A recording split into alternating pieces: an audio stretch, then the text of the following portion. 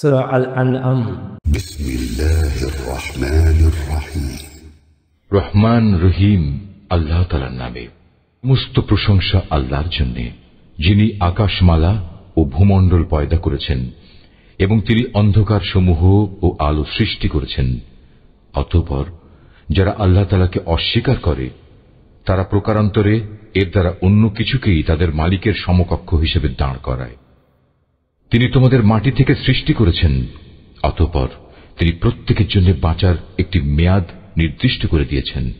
তেমনি তাদের চূড়ান্ত ধ্বংসের জন্যও তার কাছে একটি সুনির্দিষ্ট মেয়াদ রয়েছে। তারপরেও তোমরা সন্দেহে লিপ্ত আছো। আসমান সমূহের এবং জমিনের সর্বত্র তিনিই তো হচ্ছেন একমাত্র আল্লাহ। তিনি যেমনি তোমাদের গোপন ও প্রকাশ্য বিষয়সমূহ জানেন, তেমনি তিনি জানেন তোমরা কে পাপ পুণ্যের কতটুকু উপার্জন করছো তাও। তাদের মালিকের নিদর্শনসমূহের মধ্যে এমন একটি নিদর্শনও নেই যা তাদের কাছে আসার পর তারা তা থেকে মুখ ফিরিয়ে নেয়নি। তাদের কাছে যতবারই আমার পক্ষ থেকে সত্য দিন এসেছে ততবারই তারা তা অস্বীকার করেছে। অচিরেই তাদের কাছে সে খবরগুলো এসে হাজির হবে যা নিয়ে তারা হাসি তামাশা করছিল। তারা কি দেখেনি তাদের আগে আমি এমন বহু জাতিকে বিনাশ করে দিয়েছি যাদের আমি পৃথিবীতে এমনভাবে প্রতিষ্ঠা দান করেছিলাম যা তোমাদেরও করিনি। আকাশ থেকে তাদের ওপর আমি প্রচুর বৃষ্টি বর্ষণ করেছি, আবার তাদের মাটির নিচ থেকে আমি ঝর্ণাধারা প্রবাহিত করে দিয়েছি। অতঃপর আমি তাদের পাপের কারণে চিরতরে ধ্বংস করে দিয়েছি, আর তাদের পর তাদের জায়গায় আবার আমি এক নতুন জাতির উত্থান ঘটিয়েছি। হে নবী, আমি যদি তোমার কাছে কাগজে লেখা কোনো কিতাব নাজিল করতাম এবং তারা যদি তাদের হাত দিয়ে তা স্পর্শও করত, তাহলেও কাফেররা বলতো এটা তো সুস্পষ্ট জাদু ছাড়া আর কিছুই নয়। বলে, এ নবীর প্রতি কোনো ফেরেশতা নাজিল করা হলো না কেন যে তার সত্যতা সম্পর্কে আমাদের বলে দিত? যদি সত্যিই আমি কোনো ফেরেশতা পাঠিয়ে দিতাম তাহলে তাদের ফয়সালা তো তখনই হয়ে যেত, এরপর তাদের তো আর কোনো অবকাশই দেয়া হতো না। ছাড়া আমি যদি সত্যিই ফেরেশতা পাঠাতাম তাকেও তো মানুষের আকৃতিতেই পাঠাতাম, তখনও তো তারা এমনিভাবে আজকের মতো সন্দেহে নিমজ্জিত থাকত। তোমার আগেও বহু নবী রাসূলকে এভাবে ঠাট্টা বিদ্রূপ করা হয়েছিল। অনন্তর তাদের মধ্যে যারা নবীর সাথে যে ঠাট্টা বিদ্রূপ করেছে তাই তাদের পরিবেষ্টন করে ফেলেছে। হে নবী, তুমি তাদের বলো, তোমরা এই পৃথিবীতে ঘুরে ফিরে দেখো দেখো যারা নবী রাসূলদের মিথ্যা প্রতিপন্ন করেছে তাদের কি ভয়াবহ পরিণাম হয়েছে। নবী, তুমি তাদের জিজ্ঞেস করো, আসমান সমূহ ও জমিনে যা কিছু আছে তা সব কার মালিকানাভুক্ত?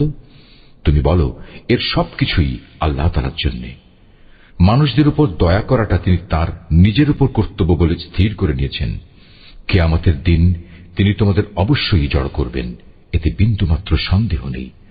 সত্য স্বীকার করে যারা নিজেরাই নিজেদের ক্ষতি সাধন করেছে তারা এমন একটি দিনের আগমন কখনো বিশ্বাস করে না। রাত ও দিনের মাঝে যা কিছু স্থিতি লাভ করছে তার সবকিছুই তাঁর জন্য। তিনি এদের সবার কথা শোনেন এবং সবার অবস্থা দেখেন। তুমি বলো, আমি কিভাবে আসমান সমূহ ও জমিনের মালিক আল্লাহ তাআলাকে বাদ দিয়ে অন্য কাউকে নিজের পৃষ্ঠপোষক বানিয়ে নেব, অথচ তিনি সৃষ্টিলোকের সবাইকে আহার যোগান, তাকে কোন রকম আহার যোগানো যায় না। তুমি বলো, আমাকে আদেশ দেয়া হয়েছে যেন সবার আগে আমি মুসলমান হয়ে যাই, এবং আমাকে আরো আদেশ দেয়া হয়েছে তুমি কখনো মুশরিকদের দলে শামিল হইও না। তুমি আরো বলো, আমি যদি আমার মালিকের কথা না শুনি তাহলে আমি এক মহা দিবসের আযাব আমার উপর আপতিত হওয়ার ভয় করি। সে কিয়ামতের দিন যাকে তার শাস্তি থেকে রেহাই দেয়া হবে তার উপর নিঃসন্দেহে আল্লাহ তাআলা অনুগ্রহ করবেন, আর এটিই হবে সেদিনের সুস্পষ্ট সাফল্য। জেনে রেখো, যদি আল্লাহ তাআলা তোমাকে কোনো দুঃখ পৌঁছাতে চান তাহলে তিনি ছাড়া আর কেউই তোমা থেকে তা দূর করতে পারবে না। অপরদিকে তিনি যদি তোমার কোনো উপকার করেন তাহলে কেউ তাতে বাধাও দিতে পারবে না। তিনি সবকিছুর উপর একক ক্ষমতাবান। তিনি তার বান্দাদের উপর একচ্ছত্র ক্ষমতার অধিকারী। তিনি মহাজ্ঞানী, তিনি সম্যক ওয়াকিবহাল। তুমি তাদের বলো, সাক্ষী হিসেবে কার সাক্ষ্য সবচেয়ে বেশি বড়? তুমি বলো, হ্যাঁ, একমাত্র আল্লাহ তাআলার, যিনি তোমাদের এবং আমার মাঝে সর্বোত্তম সাক্ষী হয়ে থাকবেন। এ কোরআন তার কাছ থেকেই আমার কাছে নাজিল করা হয়েছে, যেন তা দিয়ে তোমাদের এবং তোমাদের পর যাদের কাছে এ গ্রন্থ পৌঁছবে তাদের সকলকে আমি আযাবের ভয় দেখাই। তোমরা কি সত্যিই একথা সাক্ষ্য দিতে পারবে যে আল্লাহর সাথে আরো কোনো ইলাহ রয়েছে? হে নবী, তুমি তাদের জানিয়ে দাও, আমি জেনে বুঝে কখনো এ ধরনের মিথ্যা সাক্ষ্য দিতে পারবো না। তুমি বলো, তিনি তো একক, তোমার আল্লাহ তাআলার সাথে যে শিরক করে যাচ্ছ তার সাথে আমার কোনোই সম্পর্ক নেই। তোমার আগে যাদের আমি কিতাব দান করেছি তারা নবীকে ঠিক সেভাবেই চেনে যেভাবে চেনে তারা তাদের আপন ছেলেদের, কিন্তু যারা নিজেরাই নিজেদের ক্ষতি সাধন করেছে তারা তো কখনো ঈমান আনবে না। যেতে বড় জালেম আর কে আছে যে স্বয়ং আল্লাহ তাআলা সম্পর্কে কোনো মিথ্যা কথা রচনা করে কিংবা তার কোনো আয়াতকে অস্বীকার করে? এ ধরনের জালেমরা কখনো সাফল্য লাভ করতে পারবে না। একদিন আমি তাদের সবাইকে একত্রিত করব, অতঃপর মুশরিকদের উদ্দেশ্য করে আমি বলবো, তারা সবাই আজ কোথায় যাদের তোমরা দুনিয়ার জীবনে আমার সাথে শরীক মনে করতে? আর তাদের সেদিন একথা বলা ছাড়া কোনো যুক্তিই থাকবে না যে আল্লাহ তাআলার কসম, যিনি আমাদের মালিক, আমরা কখনো মুশরিক ছিলাম না। হে নবী, তুমি চেয়ে দেখো কিভাবে আজ লোকগুলো আযাব থেকে বাঁচার জন্য নিজেরাই নিজেদের মিথ্যা প্রতিপন্ন করছে, এবং এও দেখো তাদের নিজেদের রচনা করা মিথ্যা কিভাবে আজ নিষ্ফল হয়ে যাচ্ছে। তাদের মধ্যে এমন কিছু লোকও আছে যে মনে হয় তোমার কথা কান দিয়ে শুনছে, কিন্তু আসলে আমি তাদের মনের ওপর পর্দা ঢেলে দিয়েছি, যার কারণে তারা কিছুই উপলব্ধি করতে পারে না। আমি তাদের কানেও ছিপি এঁটে দিয়েছি। মূলত তারা যদি আল্লাহর সব নিদর্শন দেখেও নেয় তবু তারা তার প্রতি ঈমান আনবে না। এমনকি তারা যখন তোমার সামনে আসবে তখন তোমার সাথে বিতর্কে লিপ্ত হবে। কোরআনের আয়াত সম্পর্কে কাফেররা বলবে, এ তো পুরনো দিনের গল্প কথা ছাড়া আর কিছুই নয়। তারা যেমন নিজেদের তা শোনা থেকে বিরত রাখে, তেমনি অন্যদেরও তা থেকে দূরে রাখে। মূলত এ আচরণে তারা নিজেদেরই ধ্বংস সাধন করছে, অথচ তারা কোনো খবরই রাখে না। তুমি যদি সত্যিই তাদের দেখতে পেতে, যখন এই হতভাগ্য ব্যক্তিদের জ্বলন্ত আগুনের পাশে এনে দাঁড় করানো হবে, তখন তারা চিৎকার করে বলবে, হায়, যদি আমাদের আবার দুনিয়ায় ফেরত পাঠানো হতো তাহলে আমরা আর কখনো আমাদের মালিকের আয়াতসমূহকে মিথ্যা প্রতিপন্ন করতাম না, এবং আমরা অবশ্যই ঈমানদার লোকদের দলে শামিল হয়ে যেতাম।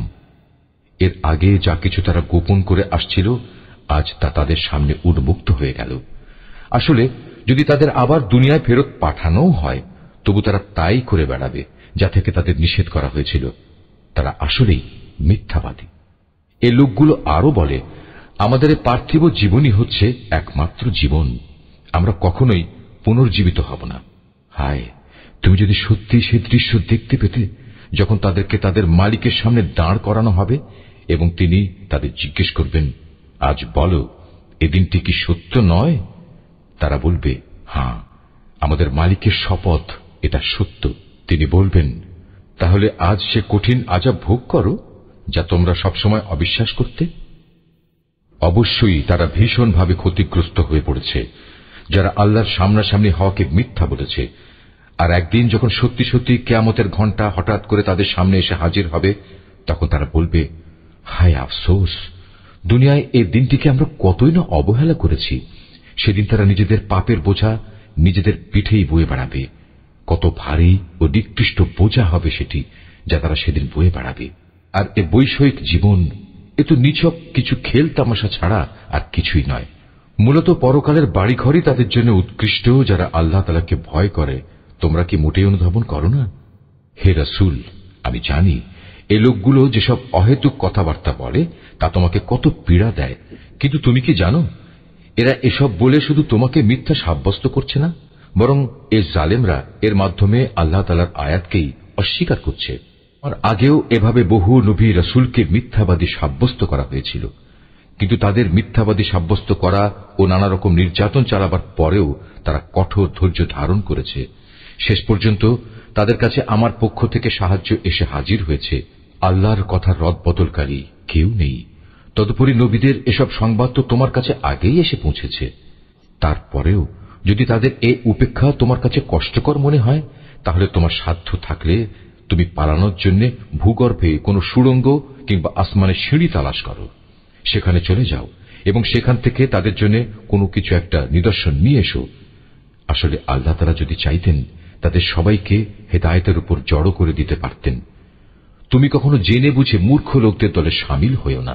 কথাগুলো যথাযথভাবে শোনে, তারা অবশ্যই আল্লাহর ডাকে সাড়া দেয় যারা মরে গেছে আল্লাহ তাআলা এদের সবাইকেও কবর থেকে উঠিয়ে জড়ো করে নেবেন। অতঃপর মহাবিচারের জন্য তারা সবাই তাঁর সামনে প্রত্যাবর্তিত হবে। এরা বলে, নবীর উপর তার মালিকের পক্ষ থেকে আমাদের কথা মতো কোনো নিদর্শন নাজিল করা হয়নি কেন? হে রাসূল, তুমি তাদের বলো, অবশ্যই আল্লাহ তাআলা সব ধরনের নিদর্শন পাঠানোর ক্ষমতা রাখেন, কিন্তু সত্য কথা হচ্ছে এদের অধিকাংশ লোকই কিছু জানে না। জমিনের বুকে বিচরণশীল যে কোনো জন্তু কিংবা বাতাসের বুকে নিজ ডানা দুটি দিয়ে উড়ে চলা যে কোনো পাখি তোমরা দেখো না কেন? এগুলো সবই তোমাদের মতো আল্লাহ তাআলার সৃষ্টি। আমি আমার গ্রন্থে তথ্য সংযোজনে কোনো কিছু বাকি রাখিনি। অতঃপর এদের সবাইকে একদিন তাদের মালিকের কাছে ফিরে যেতে হবে। যারা আমার আয়াতকে মিথ্যা সাব্যস্ত করে তারা হেদায়েতের ব্যাপারে বধির ও মূক, তারা অন্ধকারে পড়ে আছে। আল্লাহ তাআলা যাকে চান তাকে গোমরাহ করে দেন, আবার যাকে চান তাকে সঠিক পথের উপর স্থাপন করে দেন। তুমি বলো, তোমরা কি ভেবে দেখেছো যখন তোমাদের উপর আল্লাহর পক্ষ থেকে বড় ধরনের কোনো আযাব আসবে কিংবা হঠাৎ করে কিয়ামত এসে হাজির হবে, তখন তোমরা কি আল্লাহ তাআলা ছাড়া আর কাউকে ডাকবে? জবাব দাও, যদি তোমরা সত্যবাদী হও, বরং তোমরা সেদিন শুধু তাকেই ডাকবে। তোমরা যে জন্য তাকে ডাকবে তিনি চাইলে তা দূর করে দেবেন, এবং যাদের তোমরা আল্লাহ তাআলার সাথে অংশীদার বানাতে তাদের সবাইকেই তখন তোমরা ভুলে যাবে। জাতিসমূহের কাছেও আমি আমার রাসূল পাঠিয়েছিলাম, তাদেরও আমি দুঃখ, কষ্ট ও বিপর্যয়ের জালে আটকে রেখেছিলাম, যাতে করে তারা বিনয়ের সাথে নতি স্বীকার করে। কিন্তু সত্যি যখন তাদের কাফের দলের ওপর আমার বিপর্যয় এসে আপতিত হল, তখনও তারা বিনীত হল না। অধিকন্তু তাদের অন্তর এতে আরো শক্ত হয়ে গেল, এবং তারা যা করে যাচ্ছিল শয়তান তাদের কাছে তা আকর্ষণীয় করে তুলে ধরল। অতঃপর তারা সেসব কিছুই ভুলে গেল যা তাদের বারবার স্মরণ করানো হয়েছিল। তারপরেও আমি তাদের উপর সচ্ছলতার সব কয়টি দুয়ারই খুলে দিলাম। শেষ পর্যন্ত যখন তারা তাতে মত্ত হয়ে গেল যা তাদের দেওয়া হয়েছিল, তখন আমি তাদের হঠাৎ পাকড়াও করে নিলাম। ফলে তারা নিরাশ হয়ে পড়ল। হায়, তুমি যদি সত্যি সেই দৃশ্য দেখতে পেতে যখন তাদেরকে তাদের মালিকের সামনে দাঁড় করানো হবে এবং তিনি তাদের জিজ্ঞেস করবেন, আজ বলো, এ দিনটি কি সত্য নয়? তারা বলবে, হ্যাঁ, আমাদের মালিকের শপথ, এটা সত্য। তিনি বলবেন, তাহলে আজ সে কঠিন আযাব ভোগ করো যা তোমরা সবসময় অবিশ্বাস করতে। অবশ্যই তারা ভীষণভাবে ক্ষতিগ্রস্ত হয়ে পড়েছে যারা আল্লাহর সামনাসামনি হওয়াকে মিথ্যা বলেছে। আর একদিন যখন সত্যি সত্যি কিয়ামতের ঘণ্টা হঠাৎ করে তাদের সামনে এসে হাজির হবে, তখন তারা বলবে, হায় আফসোস, দুনিয়ায় এই দিনটিকে আমরা কতই না অবহেলা করেছি। সেদিন তারা নিজেদের পাপের বোঝা নিজেদের পিঠেই বয়ে বেড়াবে। কত ভারী ও নিকৃষ্ট বোঝা হবে সেটি যা তারা সেদিন বয়ে বেড়াবে। আর এ বৈষয়িক জীবন এ তো নিছক কিছু খেল তামাশা ছাড়া আর কিছুই নয়। মূলত পরকালের বাড়িঘরই তাদের জন্য উৎকৃষ্ট যারা আল্লাহ তাআলাকে ভয় করে। তোমরা কি মোটেই অনুধাবন করো না? হে রাসূল, আমি জানি এ লোকগুলো যেসব অহেতুক কথাবার্তা বলে তা তোমাকে কত পীড়া দেয়, কিন্তু তুমি কি জানো এরা এসব বলে শুধু তোমাকে মিথ্যা সাব্যস্ত করছে না, বরং এ জালেমরা এর মাধ্যমে আল্লাহ তাআলার আয়াতকেই অস্বীকার করছে। আর আগেও এভাবে বহু নবী রাসূলকে মিথ্যাবাদী সাব্যস্ত করা হয়েছিল, কিন্তু তাদের মিথ্যাবাদী সাব্যস্ত করা ও নানা রকম নির্যাতন চালাবার পরেও তারা কঠোর ধৈর্য ধারণ করেছে। শেষ পর্যন্ত তাদের কাছে আমার পক্ষ থেকে সাহায্য এসে হাজির হয়েছে। আল্লাহর কথা রদবদলকারী কেউ নেই। তদুপরি নবীদের এসব সংবাদ তো তোমার কাছে আগেই এসে পৌঁছেছে। তারপরেও যদি তাদের এ উপেক্ষা তোমার কাছে কষ্টকর মনে হয়, তাহলে তোমার সাধ্য থাকলে তুমি পালানোর জন্য ভূগর্ভে কোনো সুড়ঙ্গ কিংবা আসমানের সিঁড়ি তালাশ করো, সেখানে চলে যাও এবং সেখান থেকে তাদের জন্য কোনো কিছু একটা নিদর্শন নিয়ে এসো। আসলে আল্লাহ তাআলা যদি চাইতেন তাদের সবাইকে হেদায়েতের উপর জড়ো করে দিতে পারতেন। তুমি কখনো জেনে বুঝে মূর্খ লোকদের দলে শামিল হইও না। কথাগুলো যথাযথভাবে শুনে তারা অবশ্যই আল্লাহর ডাকে সাড়া দেয়। যারা মরে গেছে আল্লাহ তাআলা এদের সবাইকেও কবর থেকে উঠিয়ে জড়ো করে নেবেন। অতঃপর মহাবিচারের জন্য তারা সবাই তাঁর সামনে প্রত্যাবর্তিত হবে।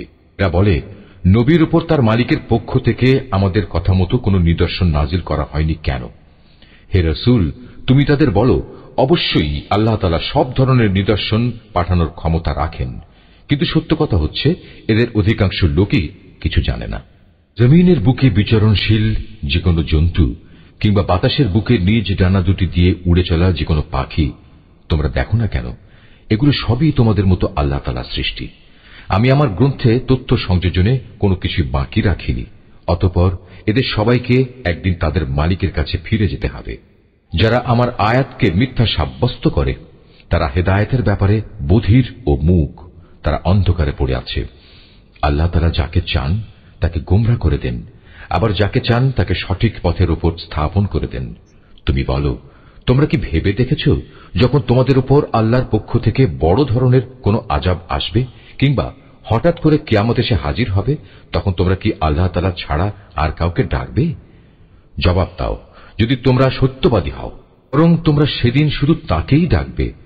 তোমরা যে জন্য তাকে ডাকবে তিনি চাইলে তা দূর করে দেবেন, এবং যাদের তোমরা আল্লাহ তাআলার সাথে অংশীদার বানাতে তাদের সবাইকেই তখন তোমরা ভুলে যাবে। জাতিসমূহের কাছেও আমি আমার রাসূল পাঠিয়েছিলাম, তাদেরও আমি দুঃখ, কষ্ট ও বিপর্যয়ের জালে আটকে রেখেছিলাম, যাতে করে তারা বিনয়ের সাথে নতি স্বীকার করে। কিন্তু সত্যি যখন তাদের কাফের দলের ওপর আমার বিপর্যয় এসে আপতিত হল, তখনও তারা বিনীত হল না। অধিকন্তু তাদের অন্তর এতে আরো শক্ত হয়ে গেল, এবং তারা যা করে যাচ্ছিল শয়তান তাদের কাছে তা আকর্ষণীয় করে তুলে ধরল। অতঃপর তারা সেসব কিছুই ভুলে গেল যা তাদের বারবার স্মরণ করানো হয়েছিল। তারপরেও আমি তাদের উপর সচ্ছলতার সব কয়টি দুয়ারই খুলে দিলাম। শেষ পর্যন্ত যখন তারা তাতে মত্ত হয়ে গেল যা তাদের দেওয়া হয়েছিল, তখন আমি তাদের হঠাৎ পাকড়াও করে নিলাম, ফলে তারা নিরাশ হয়ে পড়ল। এভাবেই যারা আল্লাহ তাআলার ব্যাপারে জুলুম করেছে তাদের মূলচ্ছেদ করে দেয়া হয়েছে। আর সকল প্রশংসা আল্লাহ তাআলার জন্যই, যিনি সৃষ্টিকুলের মালিক। হে রাসূল, তাদের তুমি বলো, তোমরা কি একথা ভেবে দেখেছ যদি আল্লাহ তাআলা কখনো তোমাদের শোনার ও দেখার ক্ষমতা কেড়ে নেন এবং তোমাদের অন্তরসমূহের উপর মোহর মেরে দেন, তবে আল্লাহ তাআলা ছাড়া তোমাদের দ্বিতীয় কোনো ইলাহ আছে কি যে তোমাদের এসব কিছু ফিরিয়ে দিতে পারবে? লক্ষ্য করো কিভাবে আমার আয়াতসমূহ আমি খুলে খুলে বর্ণনা করছি। আশ্চর্যের বিষয়, এ সত্ত্বেও তারা মুখ ফিরিয়ে নিচ্ছে। তুমি বলো, তোমরা চিন্তা করে দেখেছ কি যদি কখনো অকস্মাৎ কিংবা প্রকাশ্যভাবে আল্লাহর আযাব তোমাদের উপর আপতিত হয়, তাতে কতিপয় জালেম সম্প্রদায়ের লোক ব্যতীত অন্য কাউকে ধ্বংস করা হবে কি? আমি তো রাসূলদের জান্নাতের সুসংবাদবাহী ও জাহান্নামের সতর্ককারী ছাড়া অন্য কোনো হিসাবে পাঠাই না। তারপর যে ব্যক্তি রাসূলদের উপর ঈমান আনবে এবং এভাবে নিজেকে সংশোধন করে নেবে, এমন লোকদের পরকালে কোনো ভয় নেই এবং তাদের সেদিন কোন রকম চিন্তিত হতে হবে না। অপরদিকে যারা আমার আয়াতসমূহকে মিথ্যা প্রতিপন্ন করবে, তাদের এই নাফরমানির কারণে আমার আযাব সেদিন তাদের ঘিরে ধরবে। হে মুহাম্মদ, তুমি বলো, আমি তো তোমাদের একথা বলি না যে আমার কাছে আল্লাহ তাআলার বিপুল ধনভাণ্ডার রয়েছে, না একথা বলি আমি গায়েবের কোনো খবর রাখি, আর একথাও বলি না যে আমি একজন ফেরেশতা। আসলে আমি তো সেই ওহীরই অনুসরণ করি যা আমার উপর নাজিল করা হয়। তুমি বলো, অন্ধ আর চক্ষুষ্মান ব্যক্তি কি কখনো এক হতে পারে? তোমরা কি চিন্তা ভাবনা করে দেখো না?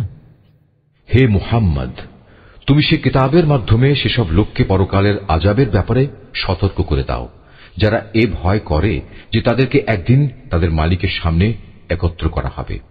সেদিন তাদের জন্য তিনি ছাড়া দ্বিতীয় কোনো সাহায্যকারী বন্ধু কিংবা কোনো সুপারিশকারী থাকবে না। আশা করা যায় তারা সাবধান হবে।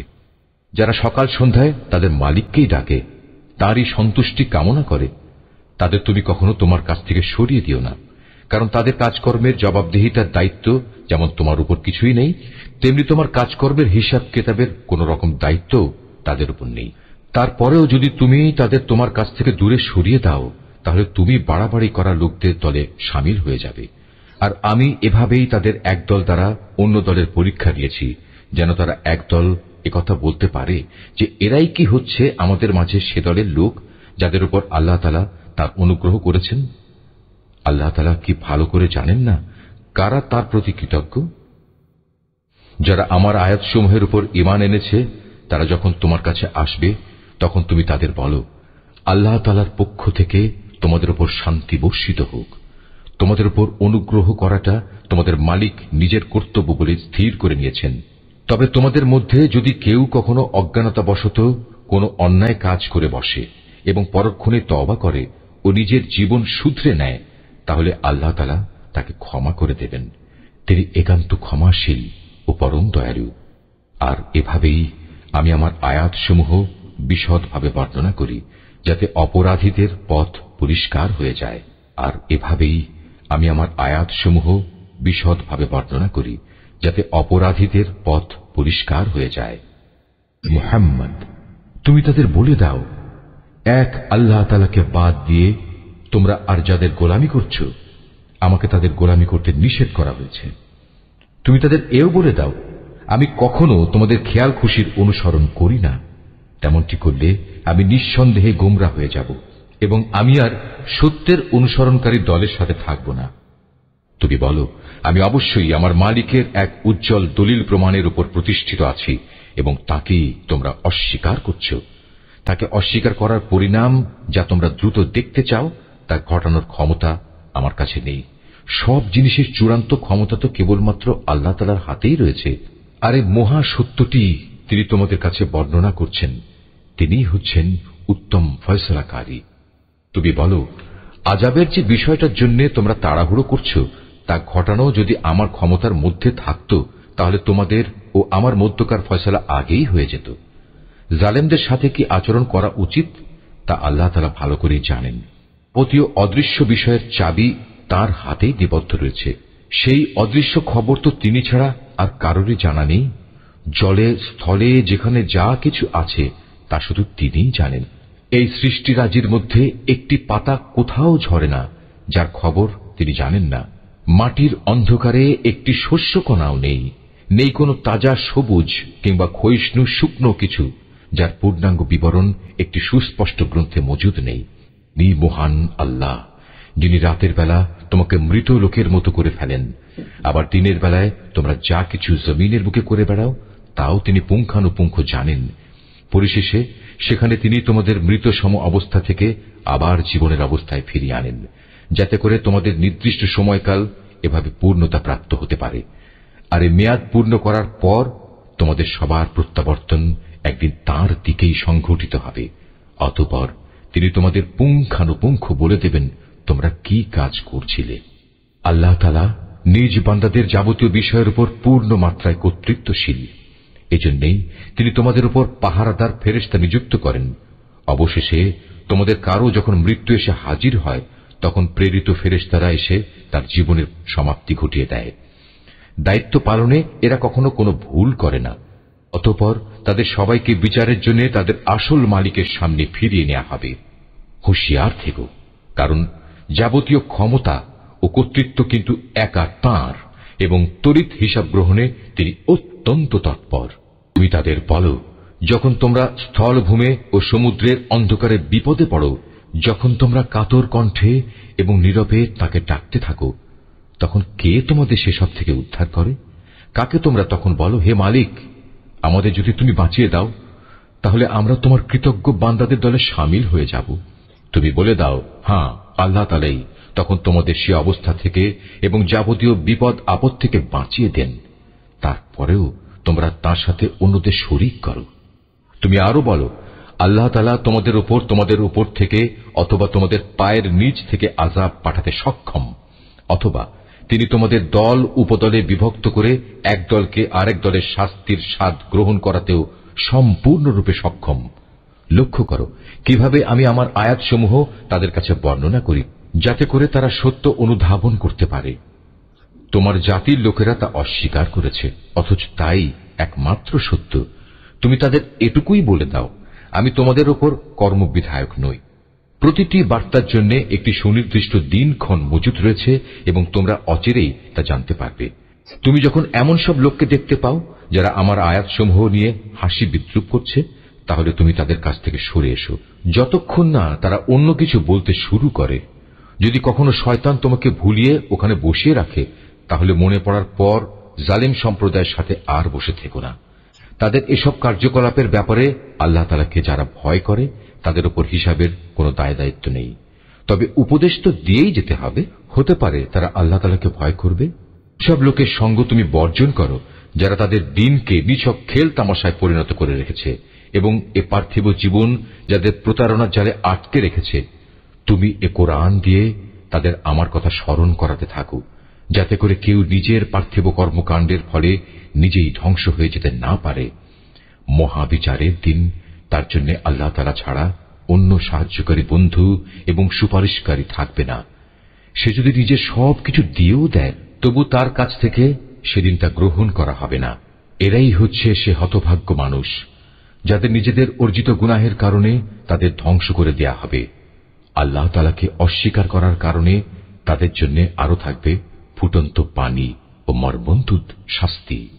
তুমি তাদের বলো, আমরা কি আল্লাহ তাআলাকে বাদ দিয়ে এমন কাউকে ডাকবো যে না আমাদের কোনো উপকার করতে পারে না আমাদের কোনো অপকার করতে পারে? আল্লাহ তাআলা যেখানে আমাদের চলার জন্য সঠিক পথ বাতলে দিয়েছেন, সেখানে তাকে বাদ দিয়ে আমরা কি আবার উল্টো পথে ফিরে যাব? ঠিক সে ব্যক্তিটির মতো যাকে শয়তানরা জমিনের বুকে পথভ্রষ্ট করে দাঁড়ে দাঁড়ে ঠোকর খাওয়াচ্ছে, অথচ তার সঙ্গী সাথীরা তাকে ডাকবে, তুমি আমাদের কাছে এসো, আমাদের কাছে মজুদ আল্লাহ তাআলার সহজ সরল পথের দিকে।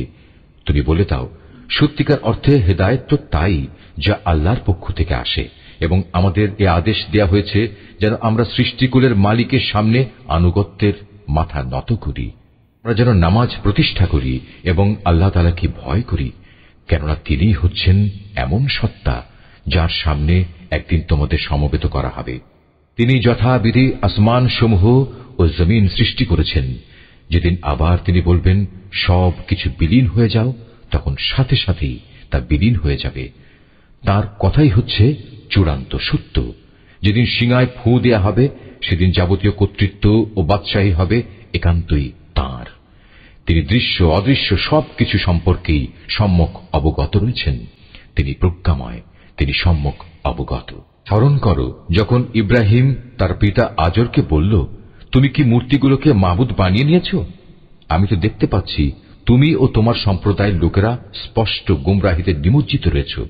ভাবে আমি ইব্রাহিমকে আকাশসমূহ ও জমিনের যাবতীয় পরিচালন ব্যবস্থা দেখাতে চেয়েছিলাম, যেন সে নিশ্চিত বিশ্বাসীদের দলে সামিল হয়ে যেতে পারে। যখন তার উপর আঁধার ছেয়ে রাত এলো, তখন সে একটি তারকা দেখতে পেল। তারকাটি দেখেই সে বলে উঠল, এ বুঝি আমার মালিক। কিন্তু কিছুক্ষণ পরেই যখন তারকাটি ডুবে গেল, তখন সে কিছুটা দ্বিধাগ্রস্ত হয়ে বলল, যা ডুবে যায় তাকে তো আমি আমার মালিক বলে পছন্দ করতে পারি না। এবার যখন সে আকাশে একটি ঝলমলে চাঁদ দেখল, তখন বলল, হ্যাঁ, এই মনে হয় আমার মালিক। অতঃপর এক পর্যায়ে যখন তাও ডুবে গেল, তখন সে বলল, আমার রব যদি আমাকে সঠিক পথের দিশা না দেখান, তাহলে অবশ্যই আমি গোমরা লোকদের দলে সামিল হয়ে যাব। এরপর দিনের বেলায় সে যখন দেখল একটি আলোকোজ্জ্বল সূর্য, এবং দেখেই বলতে লাগল, মনে হচ্ছে এই আমার মালিক, কারণ এ যাবৎ যা দেখেছি এটা তার সবগুলোর বড়। সন্ধ্যা ঘনিয়ে আসতে আসতে তাও যখন ডুবে গেল, তখন ইব্রাহিম নতুন বিশ্বাসে বলীয়ান হয়ে নিজের জাতিকে ডেকে বলল, হে আমার সম্প্রদায়ের লোকেরা, তোমরা যেসব কিছুকে আল্লাহ তাআলার সাথে অংশীদার বানাও, আমি তা থেকে সম্পূর্ণ মুক্ত। আমি নিষ্ঠার সাথে সেই মহান সার্বভৌম মালিকের দিকেই আমার মুখ ফিরিয়ে নিচ্ছি, যিনি এই আসমান সমূহ ও জমিন সহ চাঁদ, সূরজ, গ্রহ, তারা সবকিছু পয়দা করেছেন। আমি এখন আর মুশরিকদের দলভুক্ত নই। এরপরে তার জাতির লোকেরা তার সাথে আল্লাহ তাআলার ব্যাপারে বিতর্ক শুরু করে দিল। জবাবে সে বলল, তোমরা কি আমার সাথে স্বয়ং কুল মখলুকাতের মালিক আল্লাহ তাআলার ব্যাপারে তর্ক করছো, অথচ তিনিই আমাকে সঠিক পথের দিশা দিয়েছেন। আমি এখন আর তোমাদের মাবুদদের ডরাই না, যাদের তোমরা আল্লাহ তাআলার কাজে অংশীদার মনে করো। অবশ্য আমার মালিক যদি অন্য কিছু চান, সেটা আলাদা কথা। আমার মালিকের জ্ঞান সব কিছুর উপর পরিব্যাপ্ত। এরপরেও কি তোমরা সতর্ক হবে না? তোমরা যাকে আল্লাহ তাআলার সাথে অংশীদার করো, তাকে আমি কিভাবে ভয় করব?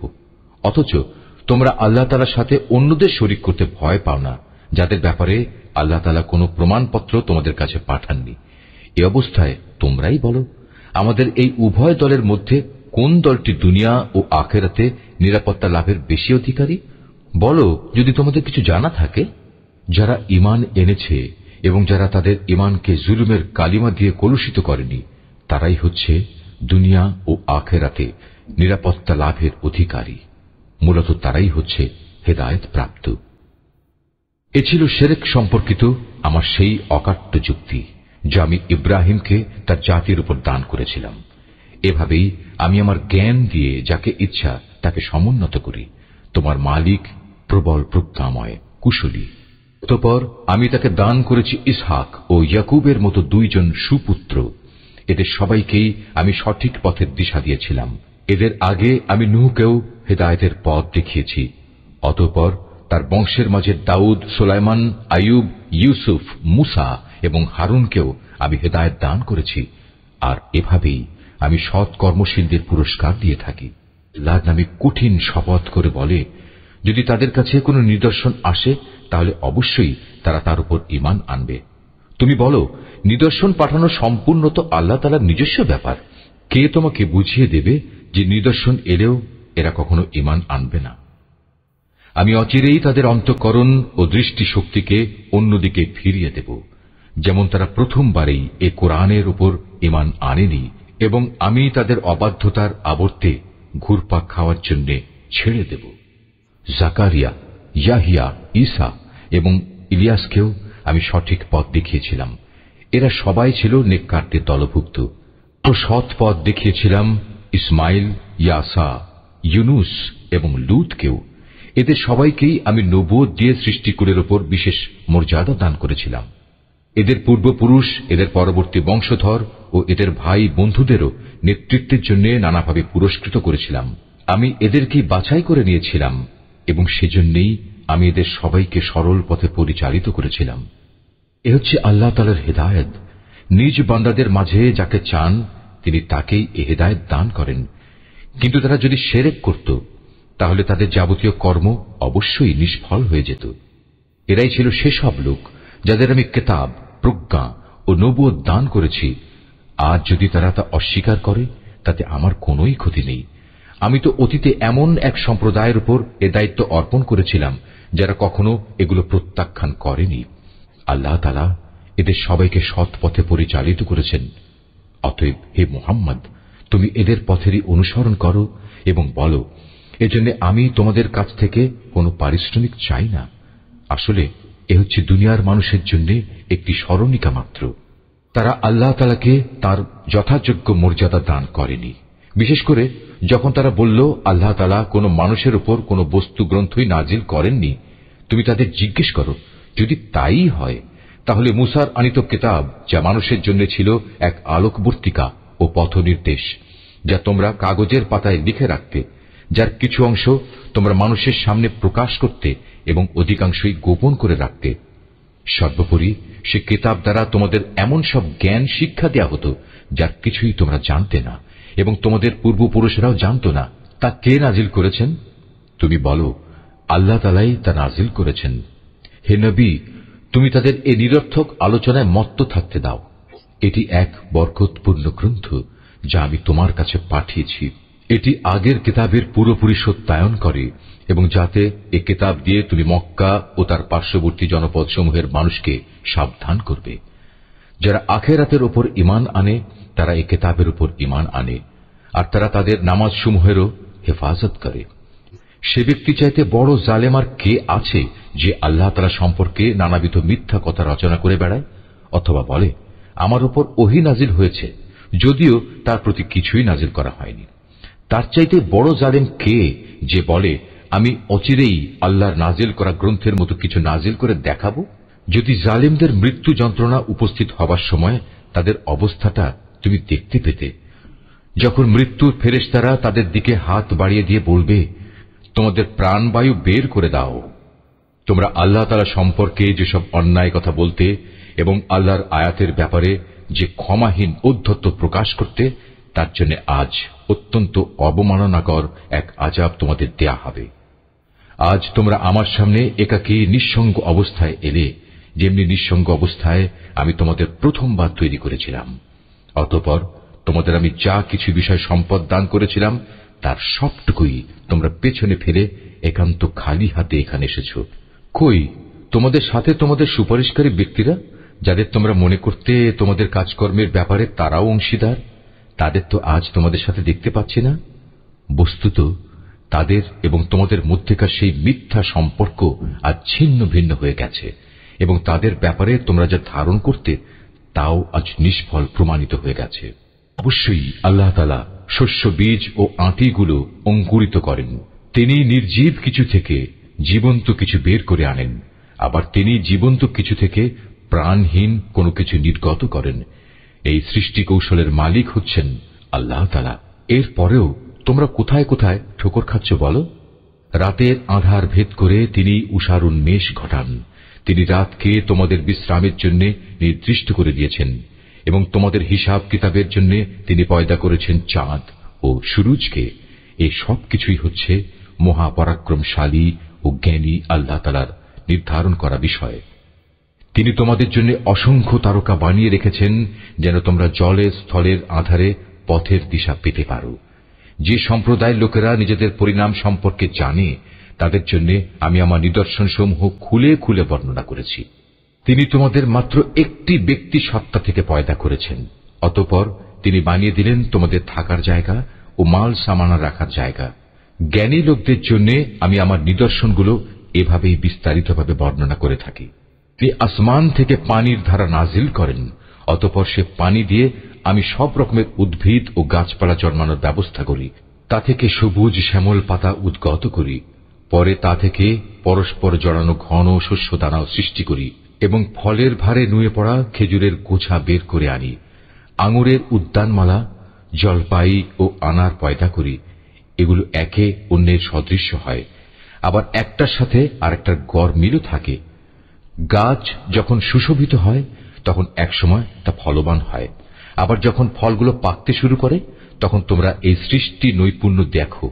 অবশ্যই এতে ঈমানদার লোকদের জন্য বহু নিদর্শন রয়েছে। জিনকে আল্লাহর সাথে শরীক মনে করে, অথচ আল্লাহ তাআলাই জিনদের পয়দা করেছেন। অজ্ঞতার বশবর্তী হয়ে তারা আল্লাহ তাআলার উপর পুত্র কন্যা ধারণের অপবাদও আনায়ন করে, অথচ আল্লাহ তাআলা মহামান্বিত। এরা যা বলে তিনি তার চাইতে অনেক মহান ও পবিত্র।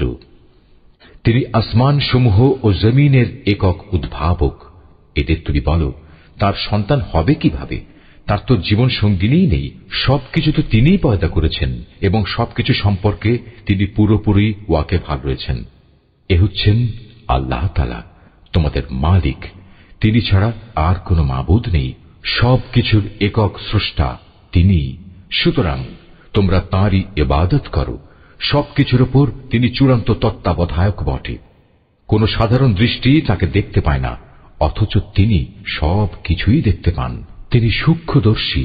তিনি সবকিছু সম্পর্কেই খোঁজ খবর রাখেন। তোমাদের কাছে তোমাদের মালিকের পক্ষ থেকে এই সূক্ষ্ম দৃষ্টি সম্পন্ন জ্ঞানের নিদর্শন এসেছে।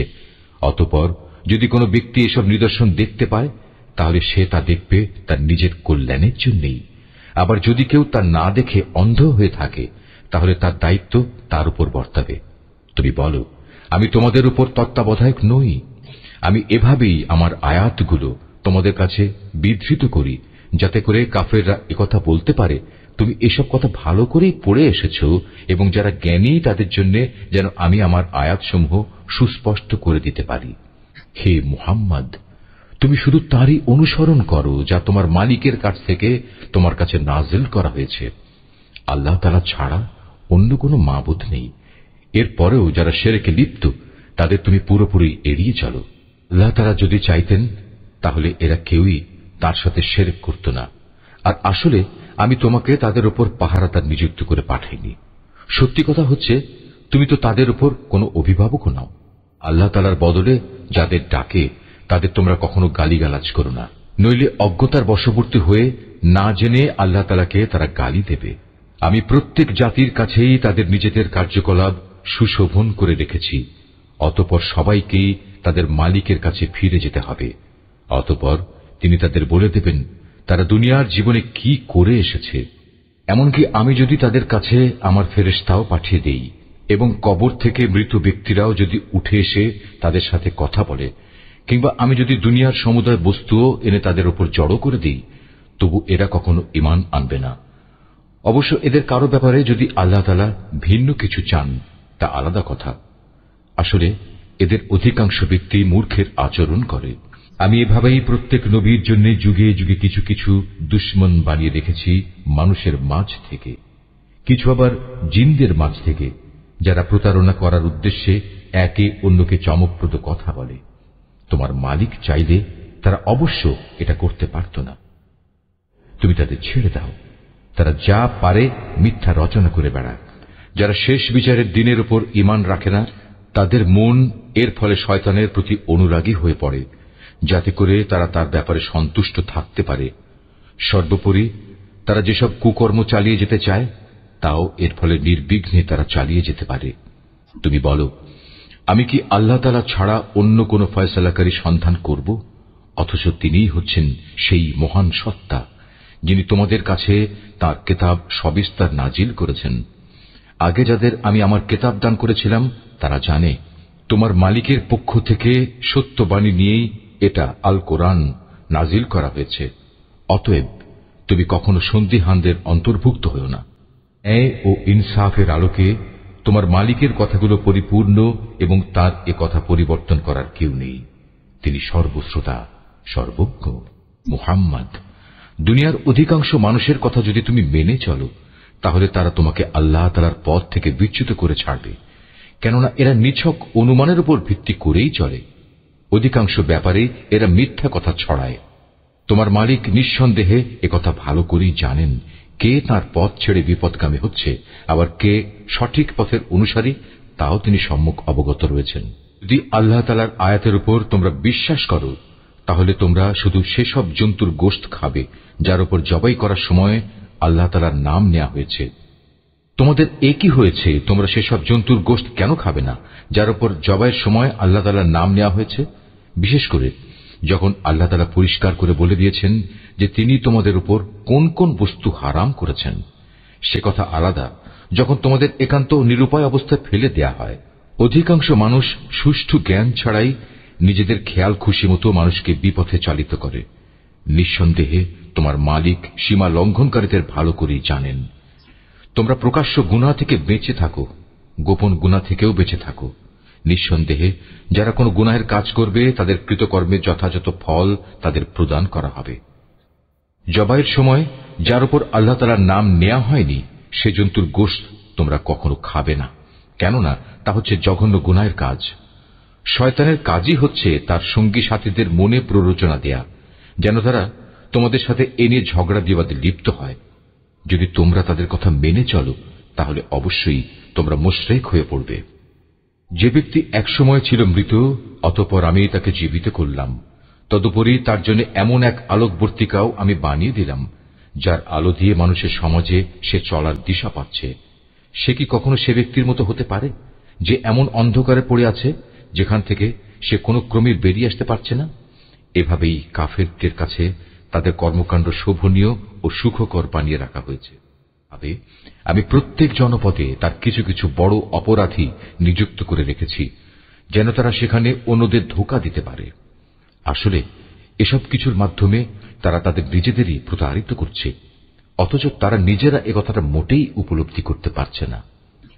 তাদের কাছে যখনই আল্লাহর পক্ষ থেকে কোনো আয়াত আসে, তখন তারা বলে ওঠে, আমরা এর উপর কখনো ঈমান আনব না, যতক্ষণ না আমাদেরও তাই দেয়া হয় যা আল্লাহ রাসূলদের দেয়া হয়েছে।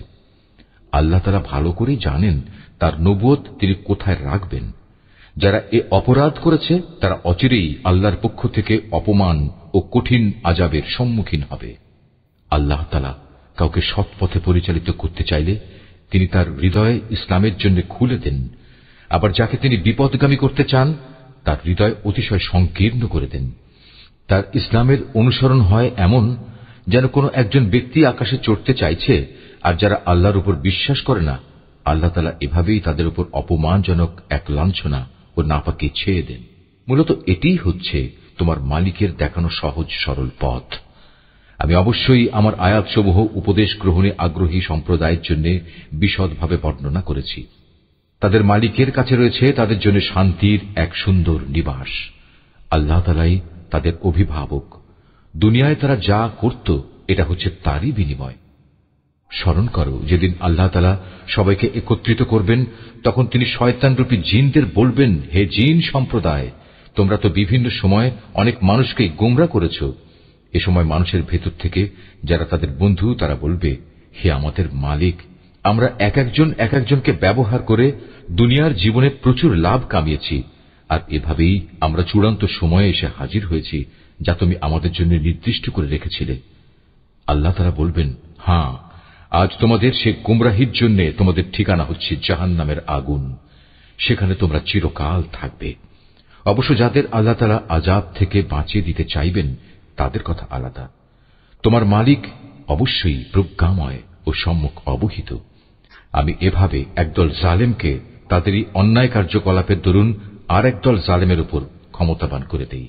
আল্লাহ তাআলা সেদিন আরো বলবেন, হে জিন ও মানুষ সম্প্রদায়, বলো, তোমাদের কাছে কি তোমাদেরই মধ্যে থেকে আমার এমন সব রসুল আসেনি যারা আমার আয়াতগুলো তোমাদের কাছে বর্ণনা করত? উপরন্তু যারা তোমাদের ভয় দেখাত যে তোমাদের আজকের এ দিনের সম্মুখীন হতে হবে? সেদিন ওরা বলবে, হ্যাঁ, এসেছিল, তবে আজ আমরা আমাদের নিজেদের বিরুদ্ধেই সাক্ষ্য দিচ্ছি।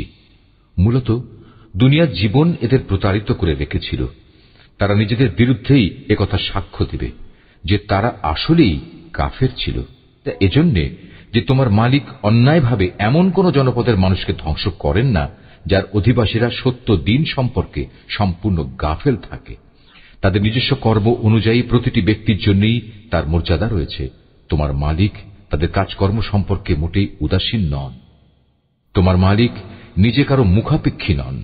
দয়া ও অনুগ্রহের মালিক তিনি যদি চান তাহলে তোমাদের এই জনপদ থেকে সরিয়ে নিতে পারেন এবং তোমাদের পরে অন্য যাদের তিনি চান এখানে এনে বসিয়েও দিতে পারেন, যেমনি করে তোমাদেরও তিনি অন্য সম্প্রদায়ের বংশধর থেকে উত্থান ঘটিয়েছেন। তোমাদের কাছে যে প্রতিশ্রুতি দেয়া হচ্ছে তা অবশ্যই আসবে, আর তোমরা আল্লাহকে ব্যর্থ করে দেওয়ার ক্ষমতা রাখো না। তাদের তুমি বলে দাও, হে আমার জাতি, তোমরা নিজ নিজ জায়গায় যা যা করার করে যাও, আমিও আমার করণীয় করে যাব। অচিরেই তোমরা জানতে পারবে কার জন্য পরিণামে সুন্দর ঘর নির্দিষ্ট রয়েছে।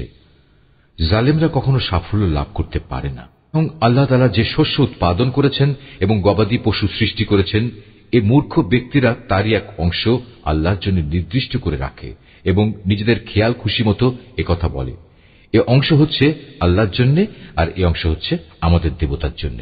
অতঃপর যা তাদের দেবতাদের জন্য রাখা হয় তা কখনো আল্লাহর কাছ পর্যন্ত পৌঁছয় না। যদিও আল্লাহর নামে যে ভাগ রাখা হয় তা শেষ তক তাদের দেবতাদের কাছে গিয়েই পৌঁছে। কত নিকৃষ্ট তাদের এই বিচার! এভাবে বহু মুশরিকের ক্ষেত্রেই তাদের দেব দেবীরা তাদের আপন সন্তানদের হত্যা করার জঘন্য কাজও একান্ত শোভনীয় করে রেখেছে। এর উদ্দেশ্য হচ্ছে তাদের ধ্বংস সাধন করা এবং তাদের গোটা জীবন বিধানকেই তাদের কাছে সন্দেহের বিষয়ে পরিণত করে দেয়া। অবশ্য আল্লাহ তাআলা চাইলে তারা কখনো এ কাজ করত না। অতএব তুমি তাদের ছেড়ে দাও, মিথ্যা রচনা নিয়ে তাদের তুমি কিছুদিন ব্যস্ত থাকতে দাও। তারা বলে, এসব গবাদি পশু এবং এ খাদ্যশস্য নিষিদ্ধ তালিকাভুক্ত, আমরা যাকে চাইব সে ছাড়া অন্য কেউ তা খেতে পারবে না। এটা তাদের মন গড়া একটা ধারণা মাত্র। আবার তারা মনে করে কিছু গবাদি পশু আছে যার উপর আরোহণ করা নিষিদ্ধ, আবার কিছু গবাদি পশু আছে যার উপর জবাই করার সময় তারা আল্লাহর নাম স্মরণ করে না। আল্লাহর উপর মিথ্যা রচনা করার উদ্দেশ্যেই তাদের এসব অপচেষ্টা। অচিরেই আল্লাহ তাআলা তাদের এই মিথ্যাচারের জন্য তাদের যথাযথ প্রতিফল দান করবেন। তারা বলে, এসব গবাদি পশুর পেটে যা কিছু আছে তা শুধু আমাদের পুরুষদের জন্যই নির্দিষ্ট এবং আমাদের স্ত্রীদের জন্য তা হারাম। তবে যদি এ পশুর পেটে মরা কিছু থাকে তাহলে তাতে তারা নারী পুরুষ উভয়ই সমান অংশীদার। আল্লাহ তাআলা অতি শীঘ্রই তাদের এ ধরনের উদ্ভট কথা বলার প্রতিফল দান করবেন, কেননা তিনি হচ্ছেন প্রবল প্রজ্ঞাময়, তিনি সর্বজ্ঞ।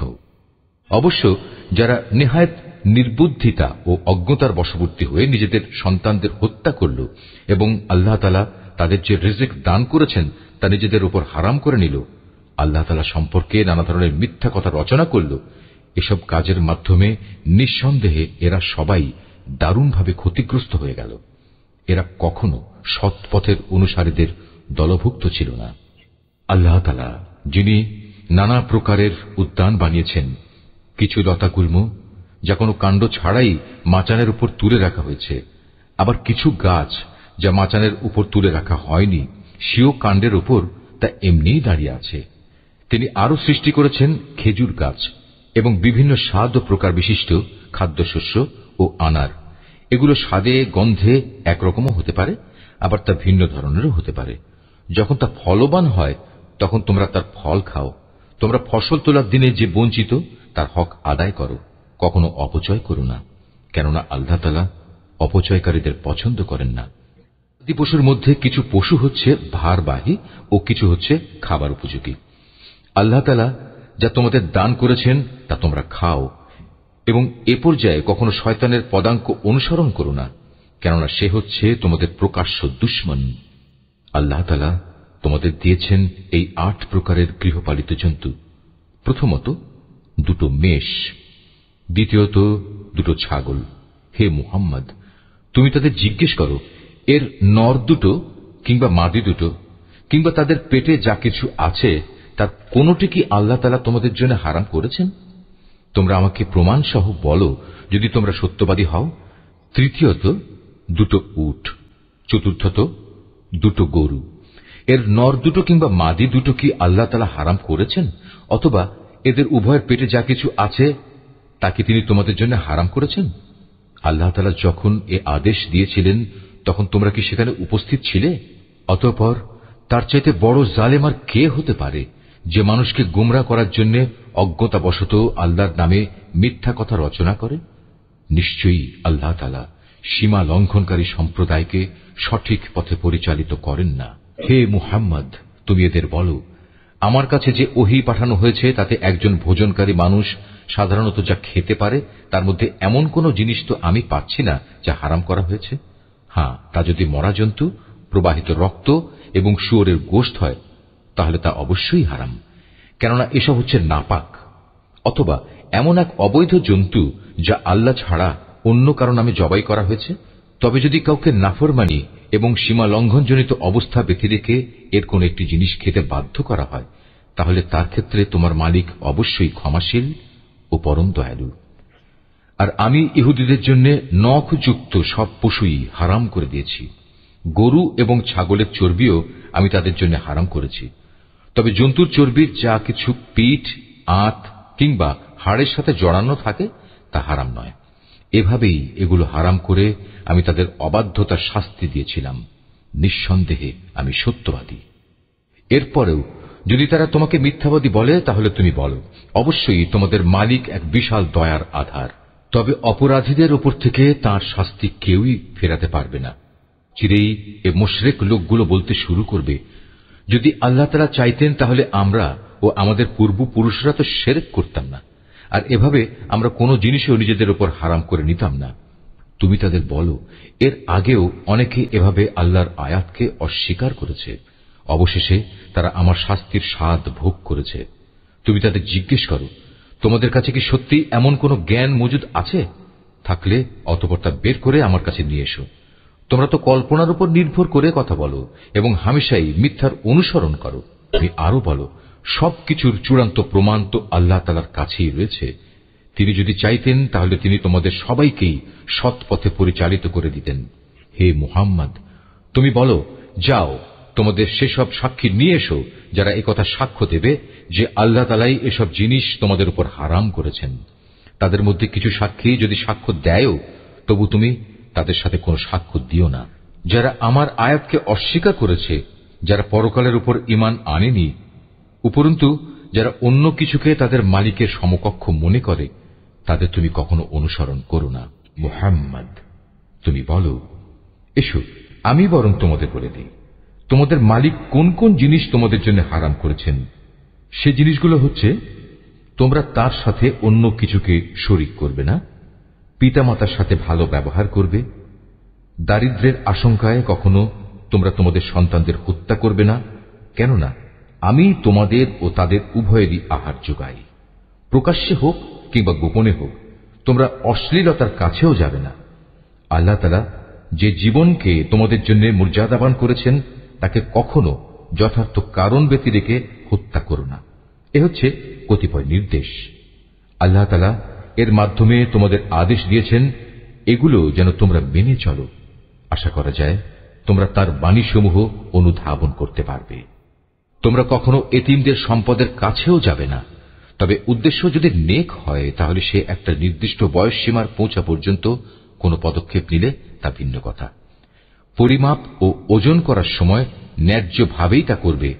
আমি কখনো কারো ওপর তার সাধ্য সীমার বাইরে কোনো দায়িত্ব চাপাই না। যখনই তোমরা কোনো ব্যাপারে কথা বলবে তখন ইনসাফ প্রতিষ্ঠা করবে, যদি তা তোমাদের একান্ত আপনজনের বিরুদ্ধেও হয়। তোমরা আল্লাহ তাআলাকে দেয়া সব অঙ্গীকার পূরণ করো। আরো কতিপয় আদেশ, এর মাধ্যমে আল্লাহ তাআলা তোমাদের আদেশ দিয়েছেন তোমরা যেন এগুলো মেনে চলো। আশা করা যায় তোমরা উপদেশ গ্রহণ করতে পারবে। এটা হচ্ছে আমার দেখানো সহজ সরল পথ। অতএব একমাত্র এ পথেরই তোমরা অনুসরণ করো। কখনো ভিন্ন পথ অবলম্বন করো না, কেননা ভিন্ন পথ অবলম্বন করলে তা তোমাদের তার পথ থেকে বিচ্ছিন্ন করে দেবে। এ হচ্ছে আরো কয়েকটি নির্দেশ। আল্লাহ তাআলা এর মাধ্যমে তোমাদের আদেশ দিচ্ছেন যেন তোমরা এগুলো মেনে চলো। আশা করা যায় তোমরা আল্লাহ তাআলাকে ভয় করবে। অতঃপর আমি মূসাকে হেদায়েত সম্বলিত কিতাব দান করেছিলাম। তা ছিল পরিপূর্ণ এবং বিশদ হেদায়েত ও রহমত, যাতে করে বনি ইসরাইল সম্প্রদায়ের লোকেরা একথার উপর বিশ্বাস স্থাপন করে যে একদিন তাদের সবাইকে তাদের মালিকের সমীপে হাজির হতে হবে। এ কল্যাণময় কিতাবও আমি তোমাদের জন্য নাজিল করেছি। অতএব তোমরা এর অনুসরণ করো এবং কিতাবের শিক্ষানুযায়ী তোমরা আল্লাহ তাআলাকে ভয় করো। হয়তো তোমাদের উপর দয়া ও অনুগ্রহ প্রদর্শন করা হবে। তোমরা আর একথা বলতে পারবে না যে আল্লাহর কিতাব তো আমাদের আগের ইহুদি ও খ্রিস্টান এর দুটো সম্প্রদায়কে দেয়া হয়েছিল, তাই আমরা সেই কিতাবের পাঠ সম্পর্কে অজ্ঞ ছিলাম। অথবা একথা বলারও কোনো অজুহাত পাবে না যে যদি ইহুদি খ্রিস্টানদের মতো আমাদেরও কোনো কিতাব দেয়া হতো তাহলে আমরা তো তাদের চাইতে বেশি সৎপথের অনুসারী হতে পারতাম। আজ তোমাদের কাছে সত্যি তোমাদের মালিকের পক্ষ থেকে সুস্পষ্ট প্রমাণ, হেদায়েত ও রহমত সর্বস্ব কিতাব এসেছে। তোমরা এর অনুসরণ করো। তার চাইতে বড় জালেম আর কে যে আল্লাহর আয়াতসমূহকে অস্বীকার করবে এবং তা থেকে মুখ ফিরিয়ে নেবে? জেনে রেখো, যারাই এভাবে আমার আয়াত থেকে মুখ ফিরিয়ে নেয় অচিরেই আমি তাদের এ জঘন্য আচরণের জন্য এক নিকৃষ্ট ধরনের শাস্তি দেব। সেদিনের প্রতীক্ষা করছে যে তাদের কাছে আসমান থেকে আল্লাহ তাআলার ফেরেশতা নাজিল হবে, কিংবা স্বয়ং তোমাদের মালিকই তাদের কাছে এসে তাদের হাতে কিতাব দিয়ে যাবেন, অথবা মালিকের পক্ষ থেকে কোনো নিদর্শনের কোনো অংশ এসে তাদের জান্নাত জাহান্নাম দেখিয়ে দিয়ে যাবে। অথচ যেদিন সত্যি তোমার মালিকের পক্ষ থেকে এমন কোনো নিদর্শন আসবে সেদিন তো হবে কিয়ামতের দিন। তখন যে ব্যক্তি এর আগে ঈমান আনেনি কিংবা যে ব্যক্তি তার ঈমান দিয়ে ভালো কিছু অর্জন করেনি তার জন্য এ ঈমান আনাটা কোনোই কাজে আসবে না। হে মুহাম্মদ, তুমি তাদের বলো, ঠিক আছে, তোমরাও প্রতীক্ষা করো, আমিও প্রতীক্ষা করছি। যারা নিজেদের দিনকে টুকরো টুকরো করে নিজেরাই নানা দল উপদলে বিভক্ত হয়ে গেছে তাদের কোনো দায়িত্বই তোমার উপর নেই। তাদের ফয়সালার ব্যাপারটা আল্লাহ তাআলার হাতে। যেদিন তারা তার কাছে ফিরে যাবে তখন তিনি তাদের বিস্তারিত বলবেন তারা কে কি করছিল। তোমাদের মাঝে কেউ যদি একটা সৎ কাজ নিয়ে আল্লাহ তাআলার সামনে আসে তাহলে তার জন্য 10 গুণ বিনিময়ের ব্যবস্থা থাকবে। অপরদিকে যদি কেউ একটা গুনাহের কাজ নিয়ে আল্লাহ তাআলার কাছে আসে তাকে তার একটাই প্রতিফল দেয়া হবে। সেদিন তাদের কার উপর জুলুম করা হবে না।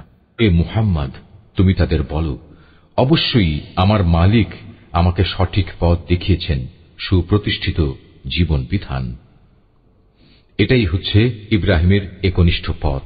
সে কখনো মুশরিকদের দলভুক্ত ছিল না। তুমি একান্ত বিনয়ের সাথে বলো, অবশ্যই আমার নামাজ, আমার ইবাদত, আমার জীবন, আমার মৃত্যু সব কিছুই সৃষ্টিকুলের মালিক আল্লাহ তাআলার জন্য।